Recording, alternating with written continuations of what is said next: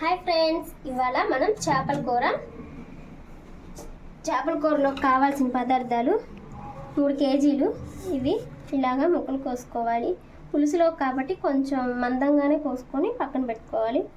ఉప్పు పసుపు అవి వేసి కడుక్కొని వాష్ చేసుకొని శుభ్రం చేసుకొని పక్కన పెట్టుకోవాలి.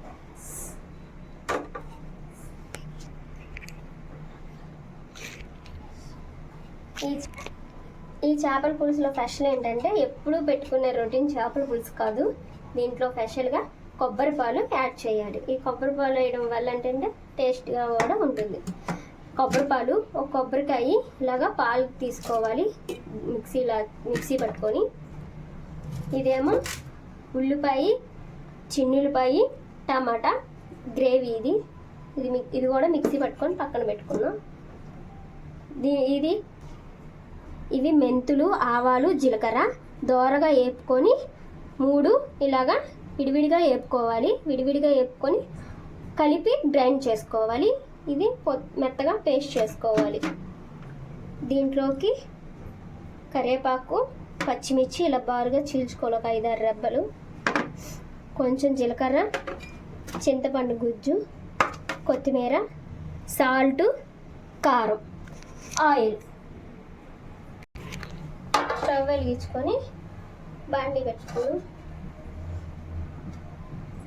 ఈ చేపల పులుసులోకి ఆయిల్ ఎక్కువే పడుతుంది. ఆయిల్ వేయడం వల్ల ఏంటంటే టేస్ట్ కూడా బాగుంటుంది.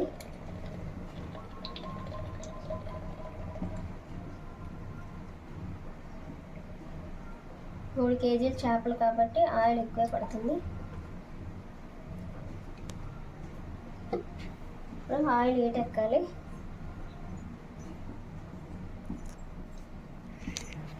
ఆయిల్ ఎక్కింది. దీంట్లోకి 1 స్పూన్ జీలకర్ర,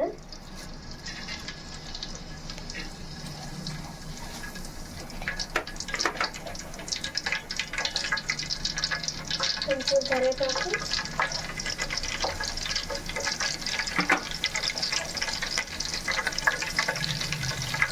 పచ్చిమిర్చి, ఇవి ఆగాలి. సర్లే మాట ఇందాక మనం గ్రేవీ చేసుకున్నాం కదా, ఉల్లిపాయ పేస్ట్, టమాటా ఇవన్నీ కలిపి పేస్ట్.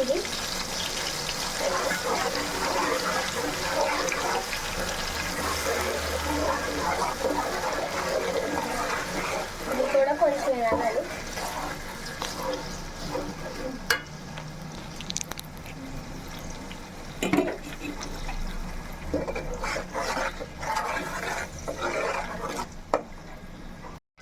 ఇప్పుడు ఇది ఆయిల్ తెలియదు కదా, వేగిపోయింది. దీంట్లో కారం ఎక్కువే పడుతుంది. ఒక 3 స్పూన్లు దాకా కారం వేసుకోవాలి.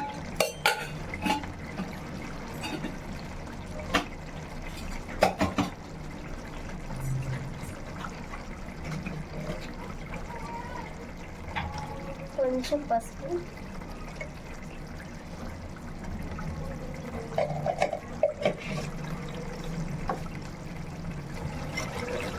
వేసి వేసుకోవాలి.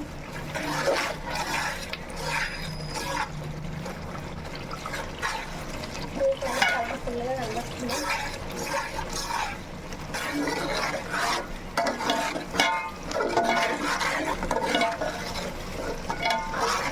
ఇప్పుడు ఇదంతా యాగాలి.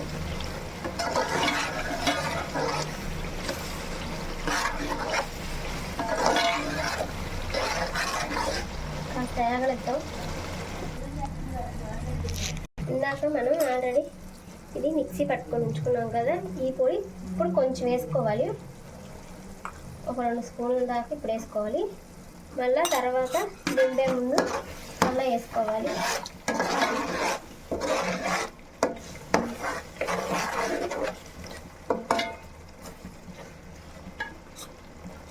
ఇంకో స్పూన్ కూడా వేసేద్దాం. కొత్తిమీర దింపుకునే ముందే వేసుకున్నాం.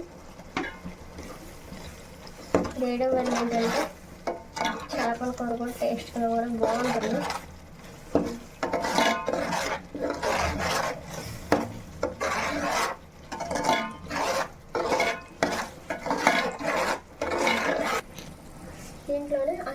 వెల్లుల్లి పేస్ట్ వేసుకుందాం. ఇందాక అల్లం వెల్లుల్లి పేస్ట్ మిక్సీ పట్టుకున్నాం, సరిపోతుంది. మిక్సీ పట్టుకొని పక్కన పెట్టుకోవాలి కదా. ఇది కూడా దీంట్లో వేసుకోవాలి. కొంచెం ఆగనిద్దాం దీన్ని. ఇందాక అల్లం వెల్లుల్లి పేస్ట్ ఒక 2 స్పూన్లు వేసుకున్నాం కదా. ఇప్పుడు దీంట్లోనే ముక్కలు అలాగా పరుచుకోవాలి.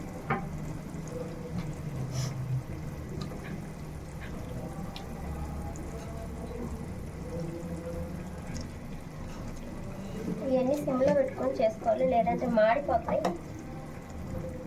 గ్రేవీ.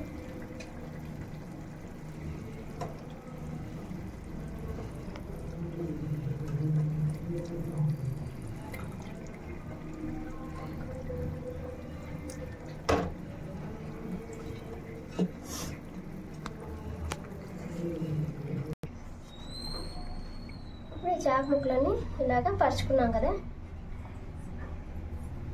ఒక్కొక్క నిమిషం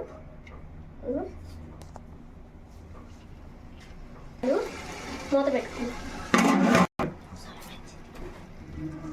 దీంట్లోకి చింతపండు గుజ్జు పోసేసుకోవాలి.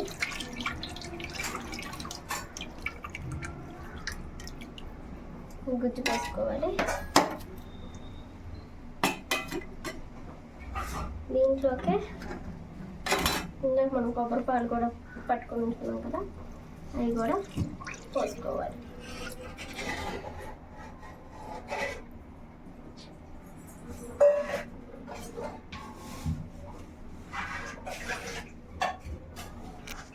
పాలు కూడా పోస్తాం కదా. దీంట్లోకి టేస్ట్కి తగ్గ సాల్ట్ వేసుకోవాలి. మనకి ఎంత సరిపోతుందో అంత చూసుకొని అడ్జస్ట్ చేసుకోవాలి.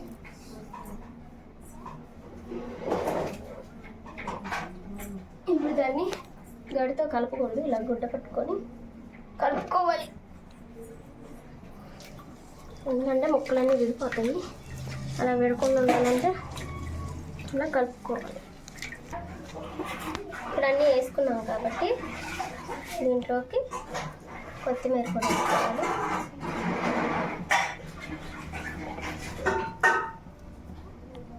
వేసుకొని మళ్ళీ లాస్ట్లో దింపే ముందు వేసుకున్నాం.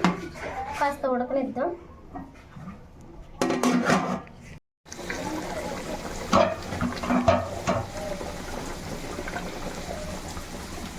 ఉడికింది. ఇందాక మనం కొద్దిగా ఈ పొడి ఉంచుకున్నాం కదా, జీలకర్ర, ఆవాలు, మెంతులు, ఆ పొడి ఇప్పుడు మళ్ళీ లాస్ట్లో వేసేసుకున్నాం.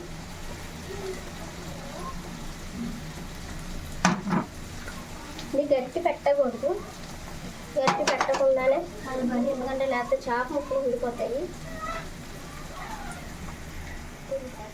వేసుకున్నాం.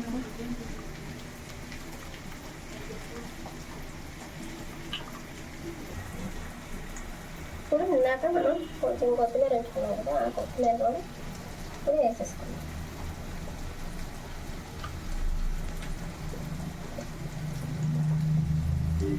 ఒకసారి ఇలా కూడా ట్రై చేయండి. కొబ్బరి పాలతో చాలా టేస్టీగా కూడా ఉంటుంది కర్రీ.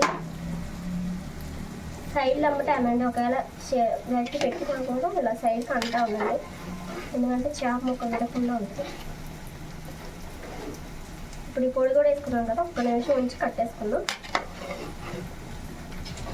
మేము కొత్తగా ఛానల్ ఓపెన్ చేసాం ఫ్రెండ్స్. మా వంటలు కానీ మీకు నచ్చినట్లయితే లైక్ చేయండి, షేర్ చేయండి, సబ్స్క్రైబ్ చేసుకోండి. పక్కనే ఉన్న బెల్ ఐకాన్ని క్లిక్ చేయండి. మా ప్రతి ఒక్క వీడియో మీకు వస్తుంది. ఈ కొబ్బరి పాలు చేపల పులుసు చాలా బాగుంటుంది. ఒకసారి ట్రై చేయండి.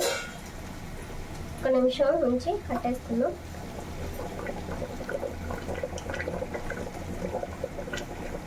స్టవ్ ఆఫ్ చేసుకున్నాం, మూత పెట్టుకున్నాం. ఈ ఆయిల్ తేలితే కర్రీ రెడీ అయిపోయినట్టే. వీడియోలో కలుద్దాం. బాయ్.